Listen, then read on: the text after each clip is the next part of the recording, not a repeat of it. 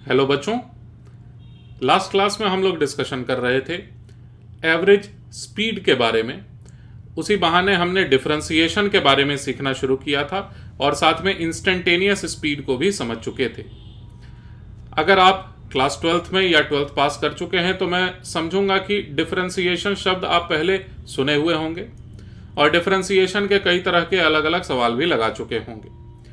मैं डिफरेंशिएशन के कुछ फॉर्मूले को यहां पर लिख देता हूं, एक बार आप उसे नोट कर लें, या मुझसे पहले ही आपके पास नोटबुक में लिखा हुआ होना चाहिए था वो सब। और हम लोग इन इक्वेशंस का इस्तेमाल करके कुछ क्वेश्चन सॉल्व करके आगे बढ़ जाएंगे। ठीक है, तो लिखें। एक साइड में मैं लिखता हूं x, दूसरे साइड में लिखा हुआ रहेगा dx/dt। ठीक है, तो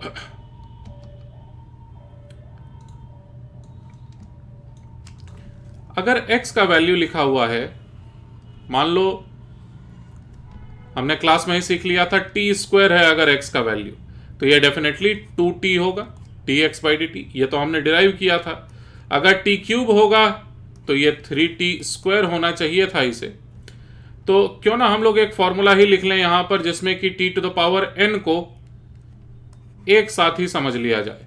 तो t⁴n का डिफरेंशिएशन होता है n मल्टीप्लाइड बाई t⁴n-1। ठीक, इसी प्रकार से sin t अगर लिखा हुआ होता तो इसका डिफरेंशिएशन होता है cos t। और इस तरह के और भी ट्रिग्नोमेट्रिक इक्वेशंस लिखे जा सकते हैं। आप किसी भी किताब को रेफर करिएगा, आपको मिल जाएगा कई सारा रिजल्ट इस तरह से। ठीक है ना। ln यानी लॉगरिथम, जिसका कि बेस e है, उसको ln लिखा जाता है। तो ln t का डिफरेंशिएशन 1/t हो जाएगा। तो ये रिजल्ट्स होते हैं जिसको आपको याद रखना है हमेशा के लिए। अब कुछ और भी बेसिक बातें हैं, जैसे कि t² + t³ है अगर लिखा हुआ, यानी दो अलग अलग फंक्शंस का सम ऐड इस तरह से किया जा रहा हो, तो फिर इसका डिफरेंशिएशन लिखते समय दोनों अलग अलग टर्म्स को ऐड कर दिया जाए। ठीक है, तो इस तरह से डिफरेंशिएशन निकाला जा सकता है। इस पर बिना बहुत ज्यादा डिस्कशन किए हम लोग क्वेश्चंस में आगे बढ़ते हैं। लिखें, सवाल लिखें आप नोटबुक में कि इफ डिस्टेंस जिसको मैं x से रिप्रेजेंट करूंगा, if distance x is given as अब x के लिए एक फॉर्मूला ही लिख दे रहा हूं मैं यहां पर। फॉर्मूला है t² + 4t + 10। यहां पर x का मतलब है डिस्टेंस इन मीटर्स और यहीं पर t का मतलब है टाइम इन सेकेंड्स। ठीक, तो x और t अगर ये लिखा हुआ है, अब आपको बताना क्या होगा, फाइंड डिस्टेंस आफ्टर विच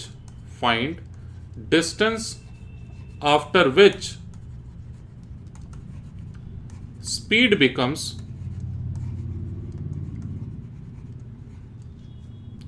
10 मीटर पर सेकेंड। कितना डिस्टेंस, कितनी दूरी तय कर लेने के बाद स्पीड हो जाता है 10 मीटर प्रति सेकेंड। एक बार कोशिश करो सॉल्व करने का खुद से, वीडियो को पॉज कर लेना।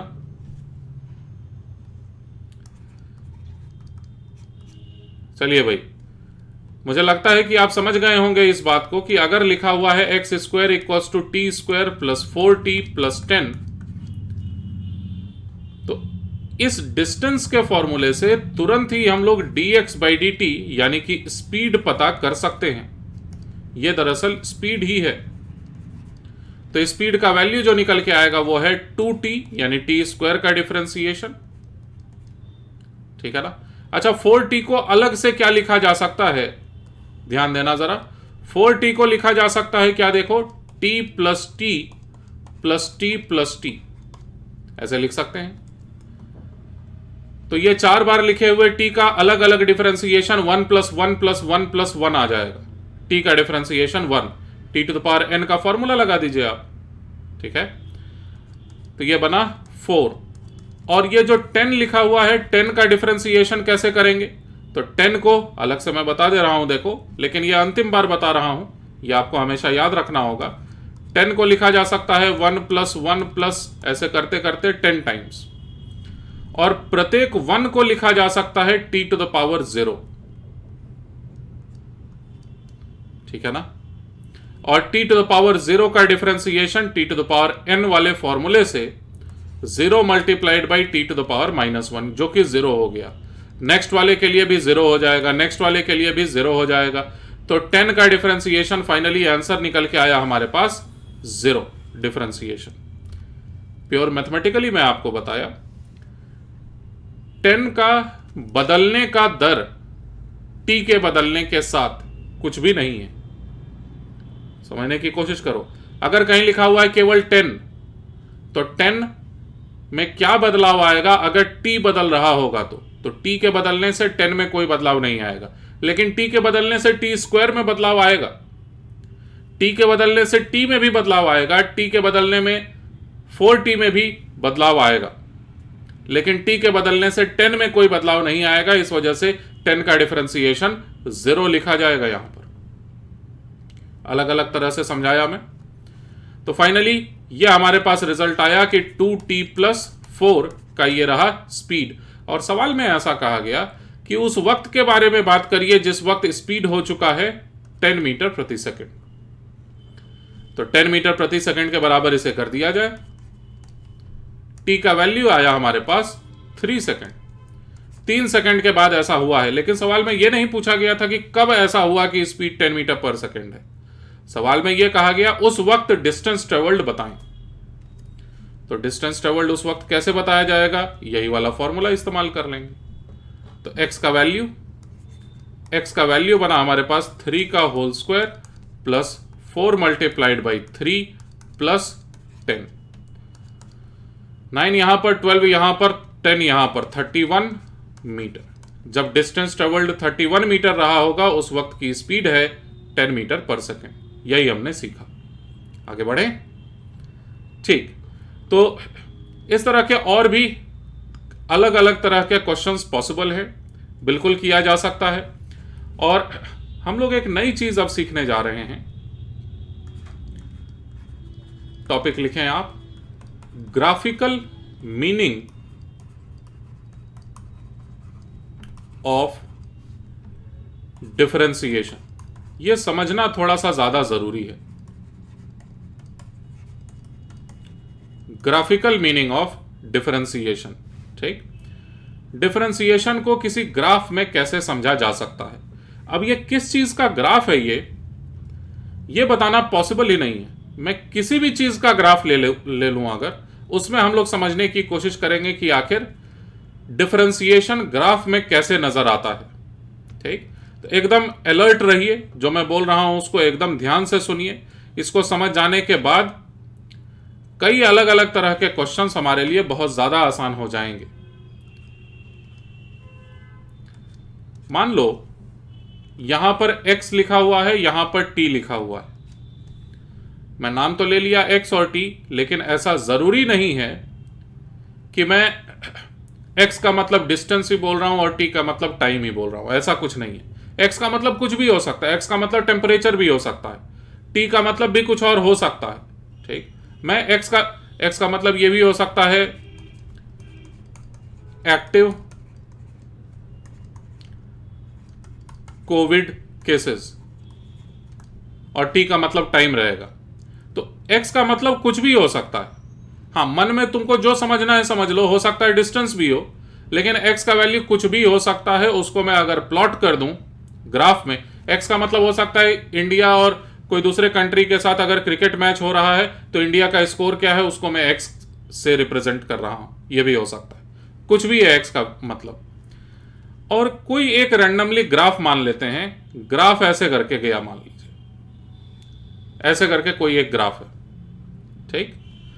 तो इस ग्राफ में दो अलग अलग टाइम अगर कंसिडर कर लिया जाए, यानी कि एक टाइम है t1 और दूसरा टाइम है यहां पर मान लो t2, ये दो अलग अलग टाइम, तो टाइम इंटरवल कितना हुआ?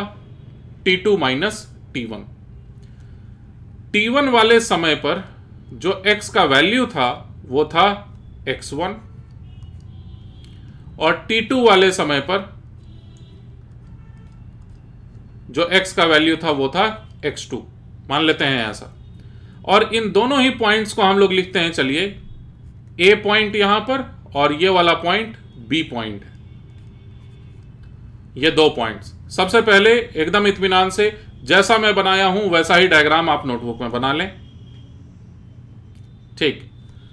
तो अब जो कुछ भी परिवर्तन आ रहा हो x में समय के बीतने के साथ, मतलब पहले x का वैल्यू कम हुआ करता था, फिर बढ़ गया, फिर और बढ़ गया, फिर और बढ़ गया, बढ़ते बढ़ते ये देखो एकदम सबसे ज्यादा हो गया और उसके बाद फिर घटने लगा है, ठीक। यही तो मतलब है इस ग्राफ का, है ना। लेकिन अगर मैं मात्र इतने से समय में ही देखूं, समय का अंतराल है अगर t1 से शुरू करके t2 तक देखूं, यानी आंखें बंद है मेरी, t1 टाइम जैसे ही शुरू होता है, t1 जैसे ही समय हुआ मैं आंखों को खोला और t2 टाइम जैसे ही हुआ मेरी घड़ी में मैं आंखों को बंद कर लिया।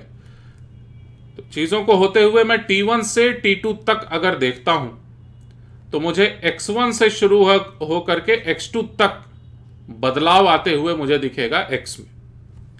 तो ऐसी हालत में कहा यह जाता है, इसे भी आप लिखेंगे, average rate of change of x, ठीक, from t1 to t2। t1 समय से t2 समय तक जो एवरेज रेट ऑफ चेंज आ रहा होगा उसको किस तरह से लिखा जा सकता है? ग्राफ के मुताबिक ये जो एवरेज चेंज आ रहा होगा वो होगा x में कितने का बदलाव आया? x2 माइनस x1 का आएगा। और t में कितने का बदलाव आया? तो t2 माइनस t1 का, है कि नहीं? तो यही कहलाता है average rate of change of x from t1 to t2। यही हम लोग काम पहले कर रहे थे, उसका नाम दिया था मैं एवरेज स्पीड। टोटल कितना डिस्टेंस ट्रेवल किया गया डिवाइडेड बाय टोटल टाइम कितना लगा, इसी को हम लोग डिवाइड कर देते थे तो average rate of change of distance आ जाता था, ठीक है ना। लेकिन अब यहीं पर बहुत ध्यान से सुनिए, अगर t1 माइनस t2 यानी जो टाइम इंटरवल है, ये टाइम इंटरवल अगर बहुत ही छोटा हो जाए, गलती हुई मुझसे, उससे भी पहले और अच्छे से समझो, यहीं पर एक और इंपॉर्टेंट बात का डिस्कशन करना था जो छूट गया, बता दे रहा हूं मैं।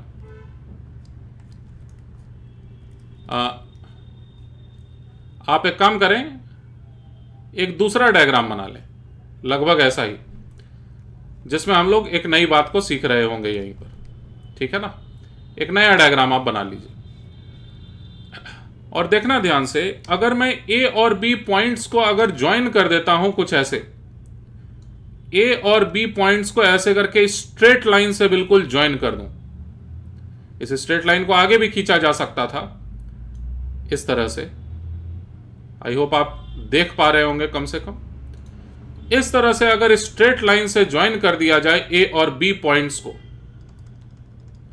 तो ऐसी हालत में यहां पर बनेगा एक ट्रायंगल, और इस ट्रायंगल में ये वाला जो जगह है इसको मैं नाम दे दे रहा हूं पॉइंट सी। ये वाला जो जगह है इस पॉइंट को मैं नाम दे दिया सी। इस एंगल पर गौर करिए आप, ये एंगल है थीटा, ठीक। देख लो ट्रायंगल को तुम एकदम अच्छे से भाई।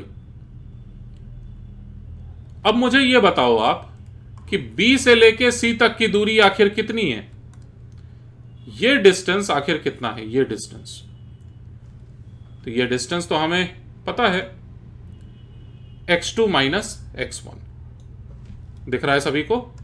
ये डिस्टेंस हो गया x2 माइनस x1, जबकि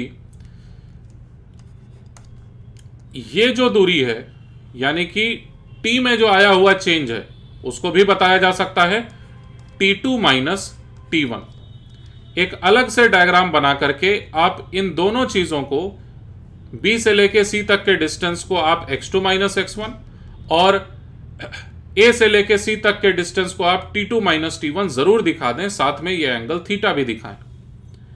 और इसी को फिर लिखा जा सकता है, देखना ध्यान से, x2 माइनस x1 यानी इस ट्रायंगल को देखो, x2 माइनस x1 मतलब BC, t2 माइनस t1 इसका मतलब AC। इन दोनों का डिवीजन करेंगे तो यानी tan थीटा ही तो आएगा, और tan थीटा ही तो AB लाइन को ज्वाइन करने वाले, AB पॉइंट्स को ज्वाइन करने वाले लाइन का स्लोप भी यही है, क्योंकि ये वाला एंगल भी तो थीटा ही होगा। सुनाई दिया मैं क्या बोला? फिर से सुनिए। कोई भी दो टाइम इंटरवल के बीच में, कोई भी दो टाइम के बीच में अगर आप एवरेज रेट ऑफ चेंज किसी भी चीज का देखना चाहते हैं ग्राफ से, तो आप क्या करिए, ग्राफ में पहले दो पॉइंट्स को ढूंढ लीजिए, t1 और t2 टाइम पर जो भी है, इन दोनों पॉइंट्स को ज्वाइन कर दीजिए, और ज्वाइन करने के बाद ये हॉरिजॉन्टल लाइन से कितना एंगल बना रहा है, यानी थीटा एंगल जो बना रहा है, ये थीटा दिखाया हूं, ये tan थीटा ही हमारा आंसर हो गया। ठीक, इसको अंत में फिर लिख दें, tan थीटा का मतलब होता है स्लोप ऑफ लाइन AB। आगे बढ़ें तो अब देखिए, उसी ग्राफ में दोबारा से, मैं इसी ग्राफ को कॉपी कर लेता हूं, इसी ग्राफ में दोबारा से हम लोग यह समझने की कोशिश करेंगे अब की बार कि अगर t2 minus t1 tending to 0 होता अगर, तो क्या प्रभाव पड़ा होता हमारे पूरे एनालिसिस पर। तो बस 1 मिनट का आप वेट कर लीजिए, या जरूरत पड़े तो फॉरवर्ड कर लो, उसमें क्या।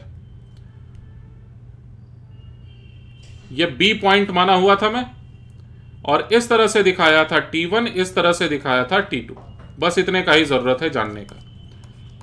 ये ग्राफ बना हुआ हमारे पास, ठीक है।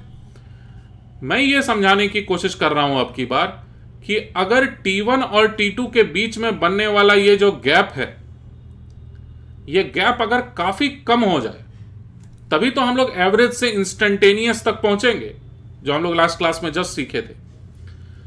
तो ऐसी हालत में मान लो ये t1 फिक्स है अपनी जगह पर, t2 को हमें ट्रांसफर करके t1 के एकदम नजदीक लेकर के जाना है। ठीक, तो B वाला पॉइंट आपको थोड़ा इमेजिन करना पड़ेगा, यहां पर B वाला पॉइंट अब अपनी जगह से हिल चुका है, t2 एकदम नजदीक में है, यहीं पर है, जस्ट t1 के जस्ट साइड में है, तो B वाला पॉइंट यहां पर है ऐसे। और ऐसी हालत में अगर A और B पॉइंट्स को ज्वाइन कर दिया जाएगा,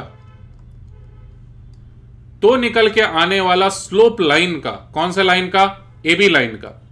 जो स्लोप AB लाइन का होगा वही कहलाएगा एवरेज रेट ऑफ चेंज, लेकिन t2 माइनस t1 को टेंडिंग टू 0 मानते हुए, यानी कि इंस्टेंटेनियस रेट ऑफ चेंज। समझ पाए? फिर से एक बार समझने की कोशिश करें। अगर t2 माइनस t1 को टेंडिंग टू 0 कर दिया जाएगा, तो ऐसे में जो A और B पॉइंट्स को ज्वाइन करने वाले लाइन का स्लोप होगा, वो slope he instantaneous rate of change कहलाएगा। अब A और B पॉइंट्स तो एकदम नजदीक नजदीक में है, इस वजह से इन दोनों को ज्वाइन करने पर जो लाइन बनेगा उसे कहेंगे टेंजेंट या फिर स्पर्श रेखा। ऐसे वो बिल्कुल टेंजेंट रहेगा A वाले पॉइंट पर, क्योंकि A और B पॉइंट्स आपस में काफी नजदीक नजदीक हैं। समझ पा रहे हैं मेरी बात को? तो हम लोग इस लाइन के बारे में लिख दें कि tangent to the curve at A वाले पॉइंट पर अगर आप इंस्टेंटेनियस रेट ऑफ चेंज देखना चाहते हैं, तो B वाला पॉइंट A के एकदम नजदीक में चूंकि चला गया है, इस वजह से AB जो लाइन पिछले बार बना था वो वही वाला लाइन अब की बार टेंजेंट कहलाएगा। और हम लोग इस स्टेटमेंट में इस नए डायग्राम के बाद लिखेंगे, नया डायग्राम आपके पास होना चाहिए, ये तीसरा डायग्राम है, बी वाले पॉइंट को एकदम नजदीक दिखाया गया है ए वाले पॉइंट के। ऐसे में लिखेंगे instantaneous rate of change of x with respect to t। ये किसके बराबर होगा? तो अगेन ये tan थीटा के ही बराबर होगा। और tan थीटा ये कैसे निकला? सेम वही ज्योमेट्री में लगा रहा हूं, ए बी को ज्वाइन कर दिया, वहां पर छोटा सा ट्रायंगल बना, x2 minus x1 divided by t2 minus t1, सब कुछ किया। लेकिन इस बार मैं ये बोलूंगा कि tan थीटा इस बार स्लोप ऑफ टेंजेंट एट ए है। ए वाले पॉइंट पर बनने वाले टेंजेंट का स्लोप कहलाएगा इंस्टेंटेनियस रेट ऑफ चेंज, या सिर्फ केवल रेट ऑफ चेंज भी लिखा रहे तो आप यही मानेंगे इंस्टेंटेनियस रेट ऑफ चेंज है ये। लेकिन इसको कहा क्या जाता है? Instantaneous rate of change of x with respect to t. इसी को लिखने का तरीका पिछले क्लास में डिस्कशन किया हुआ है, इस पर dx बाई dt यही तो है। समझ पाए बात को? तो देखो, एक बड़ी इंपॉर्टेंट बात को हम लोगों ने सीखा। एक फोर्थ डायग्राम में हम लोग सारी चीजों को फाइनलाइज करेंगे।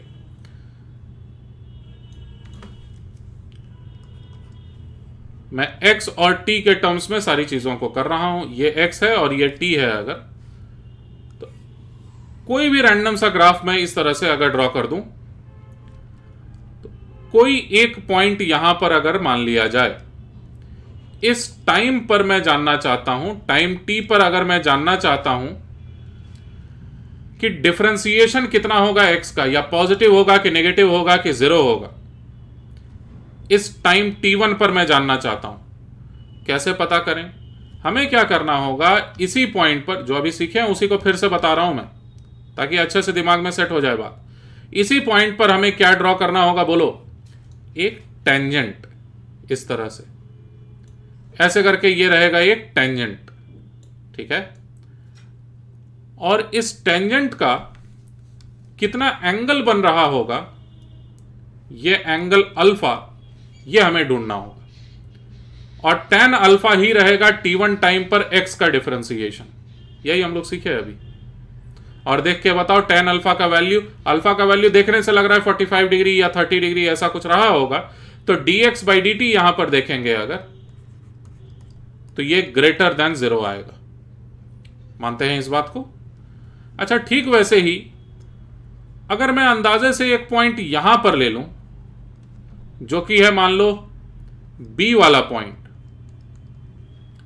या t2 टाइम पर लिया हुआ पॉइंट, इस पॉइंट का मैं नाम रख दूं B पॉइंट। तो इस पॉइंट B पर आखिर क्या डिफरेंशिएशन का दूसरा नाम रेट ऑफ चेंज।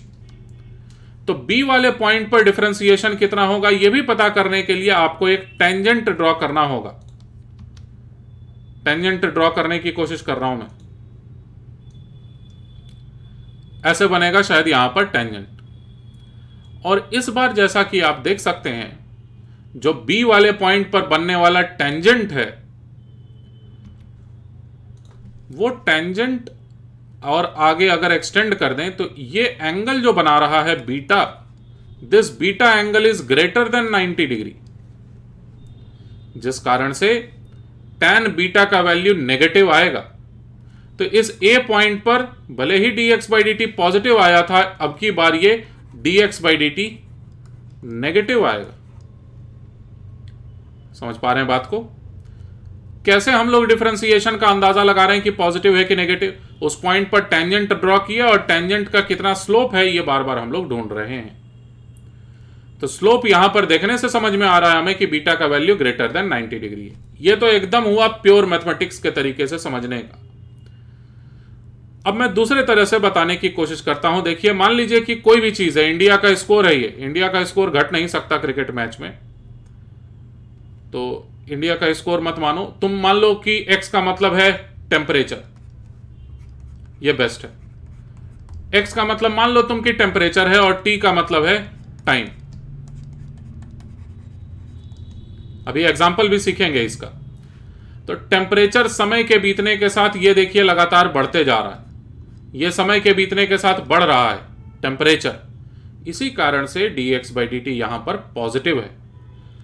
फिर यहां पर जाके अगर देखा जाए तो डिफरेंशिएशन नेगेटिव है, इसका मतलब होता है टेम्परेचर लगातार समय के बीतने के साथ घट रहा है। मान लो x का मतलब है आलू का दाम और t का मतलब समय, समय के बीतने के साथ आलू का दाम बढ़ रहा है a वाले पॉइंट पर, b वाले पॉइंट पर आलू का दाम लगातार समय के बीतने पर घट रहा है। ठीक है, तो इस तरह से हम लोग मीनिंग को, जो मीनिंग निकल के आता है ना डिफरेंशिएशन का, उसके साथ मैथमेटिक्स को मिक्स कर सकते हैं। ठीक, अलग अलग angles, alpha less than 90 degree था इसलिए tan अल्फा का वैल्यू ग्रेटर देन 0 आएगा, tan बीटा का वैल्यू लेस देन 0 आएगा। आई होप इस छोटी सी बात को आप समझे। लेकिन जरा एक और बार मेरी मदद करो, इस पॉइंट के बारे में बात करते हैं। चलो सी वाला पॉइंट, सी वाले पॉइंट के बारे में बात कर रहा हूं। तो यहां पर अगर देखा जाएगा रेट ऑफ चेंज, तुमको अभी आइडिया नहीं है, मान लो ना कि अगर ये वेलोसिटी है तो वेलोसिटी का डिफरेंशिएशन में बाद में आपको ये बताऊंगा, जस्ट नेक्स्ट क्लास में ही आ जाएगा वो।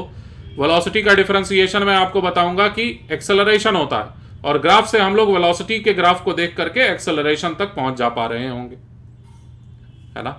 तो इस ग्राफ को एकदम ध्यान से समझे रहे हैं आप। सी वाले पॉइंट पर डिफरेंशिएशन अगर पता करना होगा, again we will attempt to make a tangent which will be something like this. C वाले पॉइंट पर बनने वाले स्पर्श रेखा कुछ इस तरह से होने वाली है, और ये स्लोप कितना रखा है, तो ये हॉरिजॉन्टल वाले लाइन से कितना एंगल बना रहा है, तो ये हॉरिजॉन्टल वाले लाइन के तो एकदम पैरेलल है, यानी एंगल बना रहा है माना जाएगा 0 डिग्री या 180 डिग्री मान लो। दोनों ही हालत में tan 0 डिग्री या tan 180 डिग्री दोनों ही होता है 0। तो इसका मतलब यह हुआ कि सी वाले पॉइंट पर डिफरेंशिएशन है 0। समझ पाए मेरी बात। तो ये 3 पॉइंट्स अलग अलग आप दिखाएंगे, 3 पॉइंट्स आप अलग अलग दिखाएंगे। तीनों पॉइंट्स कौन कौन से हैं? ए पॉइंट, बी पॉइंट और सी पॉइंट। ठीक है, ए वाले पॉइंट पर dx/dt ग्रेटर देन 0, साफ साफ दिखाना कि बढ़ रहा है ग्राफ में x का वैल्यू। dx/dt लेस देन 0 दिखाइए जहां पर घट रहा हो ग्राफ। और c एक ऐसा पॉइंट है जहां पर न तो बढ़ रहा है न तो घट रहा है, ठीक बीच की बात हो गई है यहां पर। यहां न तो घट रहा है न तो बढ़ रहा है, इसी कारण से इस c वाले पॉइंट पर कहा जा सकता है dx/dt का वैल्यू है 0 के बराबर। 3 बातें एकदम क्लियर हैं आपको? ठीक, टॉपिक का नाम लिखो, maxima and minima. Maxima and minima. हम लोग एक मैथमेटिकल तरीका ढूंढने की कोशिश करेंगे जिससे पता चल सके कि कोई भी चीज अपने मैक्सिमम पर है या कब है, या मैक्सिमम वैल्यू किसी चीज का कितना है। इसको पता करने का हम लोग एक मैथमेटिकल तरीका डेवलप करने की कोशिश करेंगे। ठीक है ना, कर भी लेंगे। तो देखिए, सबसे पहले, अच्छा x और t कोई जरूरी नहीं है x और t वेरिएबल्स ही लिखे जाएं, y और x भी लिखा जा सकता था, इस नाम से कोई खास फर्क नहीं पड़ता है। तो y और x अगर इस तरह से बना हुआ और यहां पर ऐसे कोई भी एक कर्व मैं अगर बना दूं, ऐसे करके एक कर्व मैं बना दूं, ठीक, तो ये समझना अब काफी आसान हो गया कि यहां पर अगर एक पॉइंट ले लेता हूं मैं पॉइंट A, यहां पर दूसरा पॉइंट ले लेता हूं पॉइंट B, यहां पर तीसरा पॉइंट ले लूं पॉइंट C। तो पिछले हमारे डिस्कशन के मुताबिक इस बार y का डिफरेंशिएशन x के रेस्पेक्ट में देख रहे हैं हम लोग, तो लिखा जाएगा dy/dx का वैल्यू a वाले पॉइंट पर पॉजिटिव है कि नेगेटिव है जरा देखो। ए वाले पॉइंट पर यह ग्राफ बढ़ रहा है कि घट रहा है?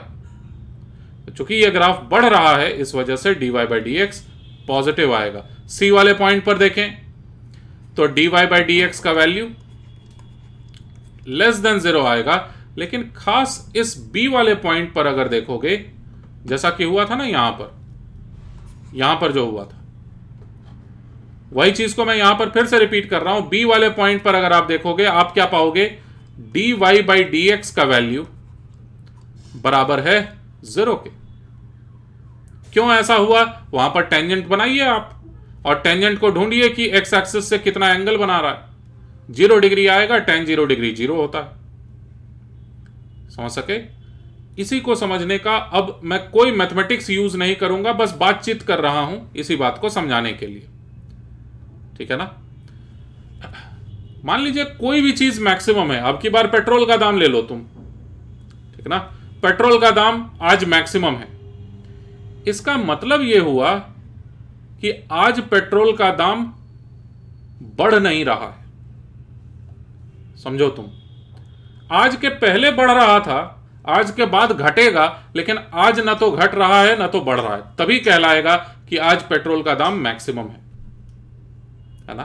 कोई भी चीज क्यों ना हो, जैसे इस पेन को अगर मैं ऊपर फेंकता हूं और इसकी हाइट को मैं गिनना शुरू करूं, तो जब तक ये ऊपर जा रहा है तब तक इसकी हाइट बढ़ रही है, यानी हाइट का समय के साथ डिफरेंशिएशन पॉजिटिव आएगा।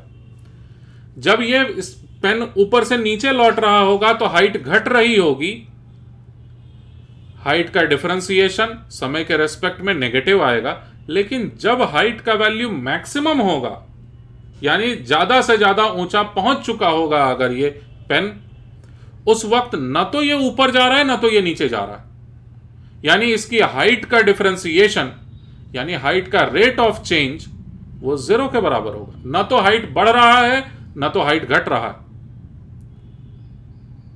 ठीक, अगेन समझने की कोशिश करनी होगी आपको। मैं बिना किसी एग्जाम्पल के बोल रहा हूं, कोई भी चीज अगर अपने मैक्सिमम पर है तो वो उस वक्त ना तो घट रहा है ना तो बढ़ रहा है। समझ पाए मेरी बात को? तो इसी को स्टेटमेंट में लिखा जाए जरा। प्योर मैथमेटिकली मैं नहीं बता रहा हूं, इतना ही बता रहा हूं जिससे अपना फिजिक्स में काम चल जाए। तो हम लोग लिखेंगे इसी बात को कि if a quantity y is maximum in terms of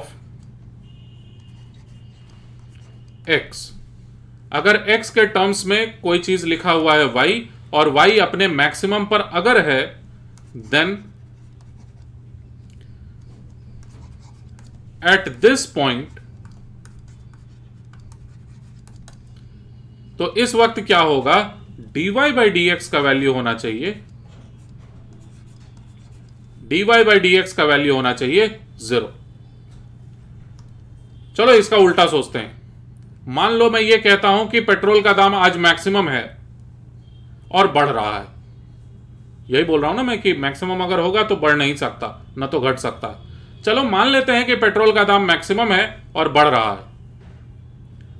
तो ऐसे में तुम तुरंत ये बोलोगे कि सर ये मैक्सिमम नहीं है, क्योंकि अभी और इंतजार करना होगा आपको, अभी तो बढ़ ही रहा है, ये मैक्सिमम नहीं है। समझ पा रहे हैं बात को? अगर मैक्सिमम है तो बढ़ नहीं सकता, और अगर बढ़ रहा है तो जरूर से ये मैक्सिमम तो नहीं है, क्योंकि अभी और इंतजार करिए, थोड़े समय बाद आएगा मैक्सिमम। समझ पा रहे हैं बात को? तो इतनी सी ही बात है मैक्सिमम पता करने के लिए। चलिए बात कर लेते हैं मिनिमम के बारे में, लेकिन इससे पहले एक क्वेश्चन करके इसी बात को और अच्छे से समझते हैं। ठीक, सभी ध्यान से इस सवाल को समझेंगे, नोट भी करेंगे, और मतलब मैं कोई स्टेटमेंट नहीं लिखवा रहा हूं, बस बातचीत कर रहा हूं ऐसे ही, तो समझना जरा अच्छे से। मान लेते हैं कि तुम एक फैक्ट्री के मालिक हो।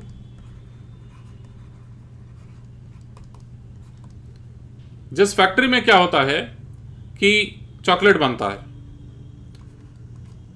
एक चॉकलेट का दाम है 100 रुपए, ऐसा है दाम। इससे कम ही दाम का होता है चॉकलेट, लेकिन कैलकुलेशन के लिए ये बेस्ट है। 100 रुपए का एक चॉकलेट है, और आपने ये देखा कि रोज 50 कस्टमर्स हैं, 50 कस्टमर्स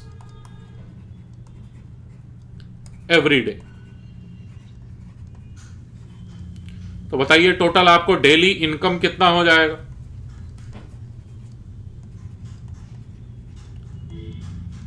डेली का इनकम आपको हो जाएगा 5,000 रुपए का, होगा ना ऐसा? अच्छा, नेक्स्ट, आपने पूरे मार्केट में जाके ये पता लगा लिया, सारे लोगों से पूछ पूछ के आपने ये पता लगा लिया कि अगर 100 रुपए का दाम के बजाय अगर आप 1 रुपए दाम केवल कम कर दो, यानी 1 रुपए से दाम अगर घटा दो चॉकलेट के दाम में, यानी 99 रुपए में अगर आप बेचने लगेंगे, तो ग्राहकों की संख्या 1 से बढ़ जाएगी। यह आपने पता लगा लिया, यानी कितना हो जाएगा? 51 हो जाएगा कस्टमर्स पर डे खरीदने वाले लोग, ठीक है ना? अगर मान लीजिए आप 2 रुपए से घटा देते हैं, 98 अगर दाम कर देते हैं, तो आपने यह पता लगा लिया लोगों से पूछ पूछ के कि 2 लोग और खरीदने वाले हो जाएंगे। यह कंडीशन है। साथ ही आपने यह भी पता लगा लिया कि अगर 1 रुपए दाम बढ़ा देते हो तो एक कस्टमर घट जाता है। लोगों से पूछ पूछ के आपने इस फॉर्मूले का पता लगा लिया कि भाई 1 रुपए दाम बढ़ता है तो एक कस्टमर घट जाता है प्रतिदिन। ठीक, प्रतिदिन खरीदने वालों में से 1% केवल घट जाता है, और अगर आप 1 रुपए दाम घटा देते हैं तो 1% बढ़ जाता है। यह आपने पता लगा लिया कि यह इक्वेशन काम कर रहा है मार्केट में। तो चलो जरा चेक करते हैं कि भाई डेली इनकम हम लोगों का कब मैक्सिमम आएगा। ज्यादा से ज्यादा हमें पैसा चाहिए, फैक्ट्री के मालिक हैं भाई, तो ज्यादा से ज्यादा पैसा क्या दाम रख देने पर आएगा? तो देखते हैं, 99 रुपीज इसको कर देते हैं, चलो मान लेते हैं। और 50 लोग खरीदेंगे? नहीं, 51 लोग खरीदेंगे ऐसी हालत में। तो जरा देखो कितना आ रहा है कुल मिला के। तो 51 गुने 99, 51 गुने 100 होता है 5100। 5100 में से 51 अगर घटा देंगे तो 5049 आएगा। इतने रुपए आपको मिलेंगे। तो पिछले बार कितना मिल रहा था? देखो 5000। आपने 1 रुपए दाम केवल घटा दिया तो एक कस्टमर बढ़ गया, इस कारण से आपको अब मिलने लगा 5049 रुपए। थोड़ा सा दाम बढ़ गया, देखो सही किया हो ना? सिमिलरली देखिए आप और ध्यान से, अगर आप 98 रुपीज में बेचना शुरू कर देते हैं उसी चॉकलेट को, तो 2 लोग खरीदेंगे एक्स्ट्रा। तो इस बार देखिए कितना दाम आएगा, कितना पैसा आएगा आपके पास डेली का। तो 52 मल्टीप्लाइड बाई 100 ये होता है 5200। उसमें से 52 का डबल यानी 104 घटा दिया जाए तो ये आ रहा है मेरे पास, मुझे लगता है 5098। ये तो और बढ़ गया। अच्छा, इसका मतलब दाम घटाने से फायदा हो रहा है। दाम घटाते घटाते घटाते घटाते चलो 0 रख देते हैं। फिर अगर दाम आप घटाते घटाते 0 रख दीजिएगा तो हाँ, ये बात जरूर है कि 150 लोग खरीदने लगेंगे उसे, लेकिन कुछ पैसा आपको नहीं मिलेगा। तो ये बेवकूफी हो गई। तो कुछ तो एक ऐसा फिक्स प्राइस है जिसको रखने से आपको सबसे ज्यादा मुनाफा होगा। चलो पता करते हैं कि वही खास प्राइस क्या है।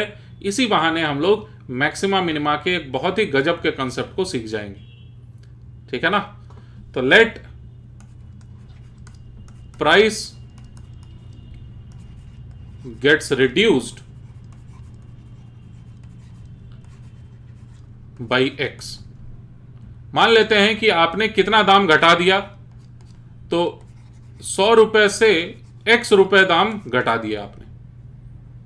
तो कितने कस्टमर्स हो जाएंगे अब आपके पास? तो जितने रुपए से घटाए हो उतने ही कस्टमर्स बढ़ गए। ये आपने पता किया था मार्केट में घूम घूम के, इसी को सर्वे करना कहते हैं। तो टोटल इनकम कितना होगा? टोटल इनकम को या टोटल मनी को मैं मान लेता हूं कैपिटल M, अगर तो कैपिटल M इसके बराबर होना चाहिए। तो कैपिटल M को देखो क्या लिखा जा सकता है। कैपिटल M बराबर होगा 5000 माइनस 50x और प्लस 100x। तो ये हो जाएगा प्लस 50x आप अच्छे से सॉल्व करिएगा। माइनस एक्स स्क्वायर, कुछ गलत तो नहीं, माइनस 50x प्लस 100x, सही लग रहा है। तो ये है मनी x के बदलने के साथ इस तरह से मनी बदल रहा है, यही तो मतलब निकला। और यह क्वाड्रेटिक इक्वेशन है केवल। मुझे क्या चाहिए कि मनी मैक्सिमम चाहिए, तो मनी डिपेंड कर रहा है x पर, इस वजह से dm/dx 0 के बराबर होना चाहिए for money to be maximum. Money को ज्यादा से ज्यादा होने के लिए dm/dx को 0 होना पड़ेगा, समझे? तो dm/dx का वैल्यू जरा देखिए आप कितना आ रहा है। dm/dx इसका वैल्यू आएगा 5000, को लिखा जा सकता है 1 + 1 + 1 + ऐसे करते करते 5000 बार। प्रत्येक 1 का डिफरेंशिएशन 0 हो जाएगा। सिमिलरली 50x अगर लिखा हुआ है, x + x + x + x + ऐसे करते करते 50 बार, प्रत्येक x का डिफरेंशिएशन 1 हो जाएगा, जिस कारण से 50 आएगा। माइनस अब x स्क्वायर का डिफरेंशिएशन मात्र 2x, लेकिन डिफरेंशिएशन होना चाहिए 0 के बराबर अगर मैक्सिमम चाह रहे हैं आप मनी को। तो यानी x का वैल्यू निकल के आया हमारे पास 25। x किसको बोले थे? x था कि कितना रुपए से दाम को घटा दिया जाएगा। तो बेस्ट प्राइस क्या सेट किया जाना चाहिए था चॉकलेट के लिए, वो है ₹100 में से आप 25 रुपए को घटा दें, आंसर आएगा 75। 75 रुपीज में आप बेचिए, देखिए आपको मैक्सिमम प्रॉफिट आएगा। 25 रुपए दाम कम करोगे, 25 कस्टमर्स बढ़ जाएंगे आपके लिए, और कुल मिला के जो मनी पर डे आपको मिल रहा होगा वो देखो कितना आएगा। तो 75 रुपीज में आप एक एक चॉकलेट को बेच रहे हो, मल्टीप्लाइड बाई 75 लोग भी तो हैं खरीदने वाले। कुल मिला के ये आया 25 यहां लिखा जाता है और 8 सते 56, ये हुआ टोटल मनी, और यही मैक्सिमम है। इसके अलावा कुछ भी दाम रख दो, इसी सर्वे के हिसाब से कुछ भी दाम आप रख दीजिएगा, इस 5625 से कम ही आएगा।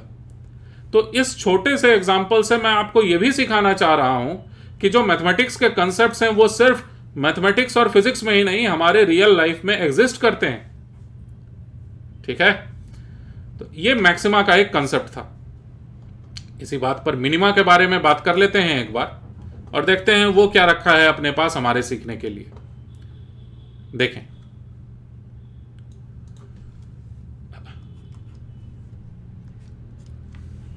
अगर दोबारा से मैं एक ग्राफ बनाऊं जिसमें मैं समझने की कोशिश करूंगा कोई चीज के मिनिमा को,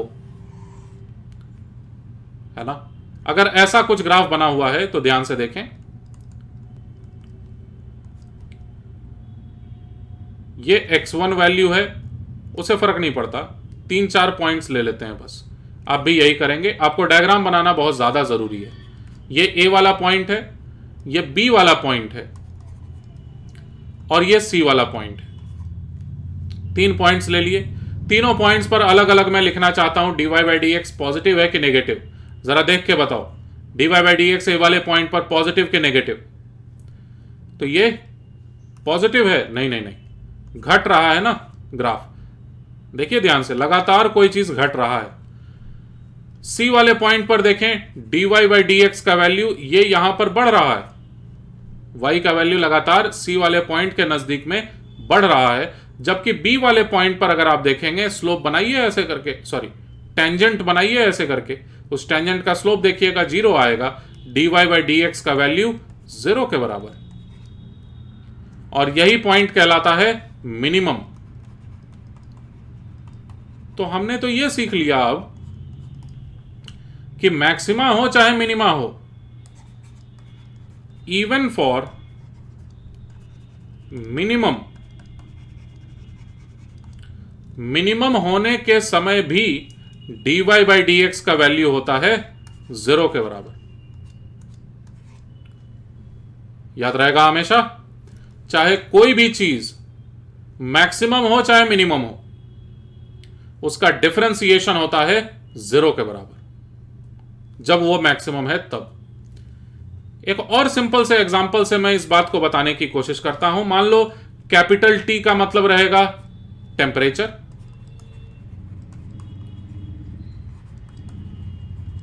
और स्मॉल टी का मतलब रहेगा टाइम ऑफ डे। तो इसका मतलब रहेगा dt by D, small T का मतलब रहेगा rate of change of temperature समय के बीतने के साथ, यानी विथ रिस्पेक्ट टू टाइम। तो ये जो चीज है ये ग्रेटर देन 0 रहेगा इन मॉर्निंग।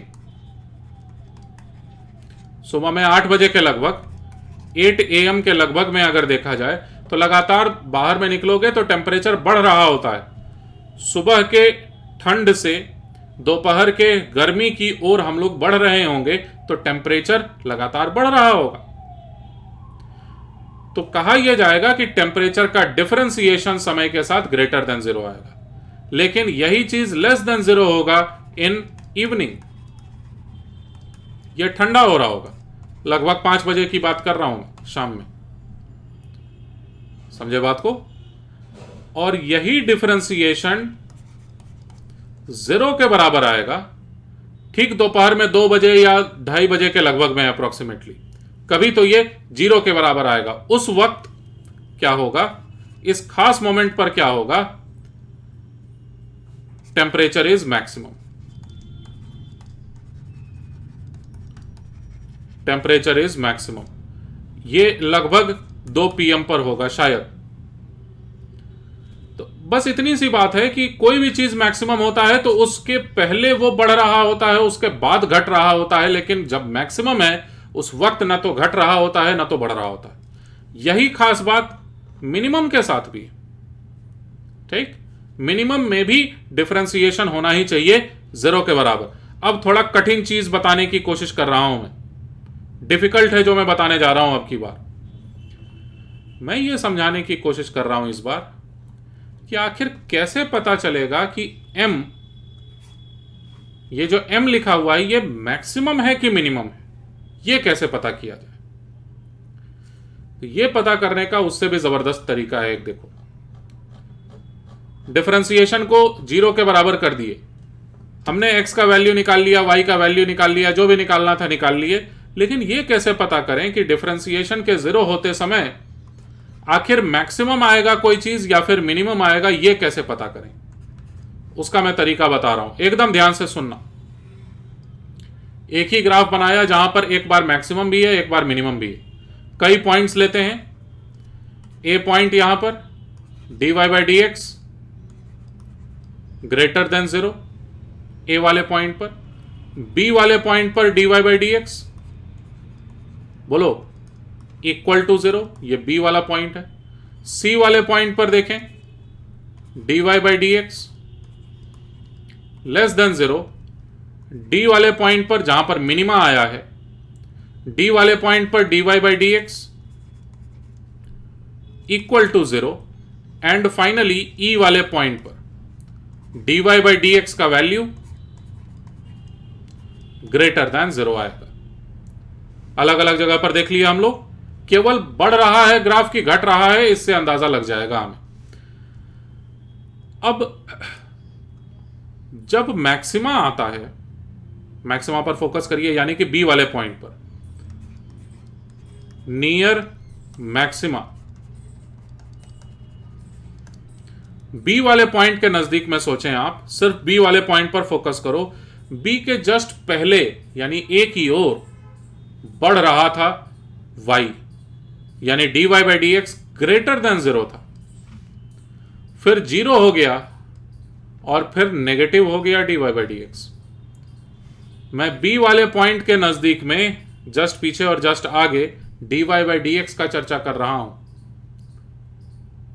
समझना डिफिकल्ट है इस बात को, पूरा फोकस मेरी बातों पर। b वाले पॉइंट के जस्ट पहले dy by D x negative था, सॉरी गलत बोला, पॉजिटिव था। dy by D x positive था, b वाले पॉइंट पर dy बाई डी एक्स 0 हुआ और b वाले पॉइंट के बाद dy by D x negative हो गया। फिर से dy बाई डी एक्स की बात मैं कर रहा हूं, dy by D x positive था, जीरो है और माइनस में हो जाएगा। बी के नजदीक की बात कर रहा हूं। तो इसका मतलब dy by D x b के नजदीक में होता जीरो है, लेकिन घट रहा होता है। क्यों घट रहा है? ए से सी तक जाते हुए तुम देखो, ए वाले पॉइंट पर dy by D x positive है, अच्छा खासा है, बी वाले पॉइंट पर जीरो हो गया और सी वाले पॉइंट पर नेगेटिव हो गया, है ना ऐसा। तो dy बाई डी एक्स खुद ही घट रहा होता है। तो near maxima y is maximum but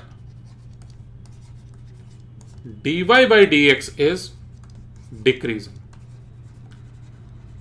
पूरी बात मुझे कर लेने दो, उसके बाद हम लोग मैथमेटिकली डिस्कशन करेंगे। अच्छा, अब मिनिमा के नजदीक में सोचते हैं। चलो, इसका डिस्कशन कंप्लीट हुआ। डी वाले पॉइंट के नजदीक में सोचो। डी वाले पॉइंट के जस्ट पहले dy by D x negative था, डी वाले पॉइंट पर जीरो हुआ और उसके बाद पॉजिटिव हो गया, जिससे हमें साफ साफ यह समझ में आ रहा है कि नियर मैक्सिमा, अब की बार sorry minima, near minima y is minimum, लेकिन dy by D X is, but dy by D X is increasing. अच्छा, अब इधर फोकस करो।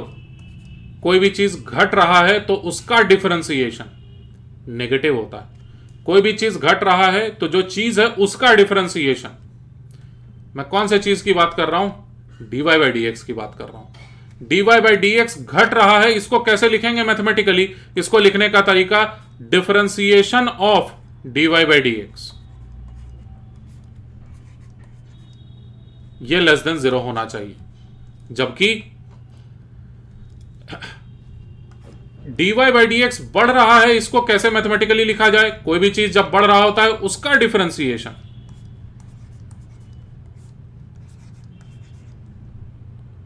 ग्रेटर देन जीरो होता है।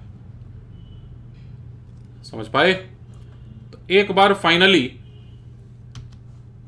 जो भी हम लोगों ने सीखा उसी को बस मैं एक बार लिख दे रहा हूं। फॉर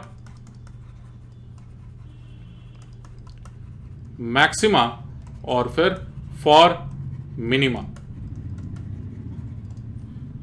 ठीक है ना? फॉर मैक्सिमा और फॉर मिनिमा, सबसे पहली बात dy by D x zero होगा, ये तो इसमें भी होगा।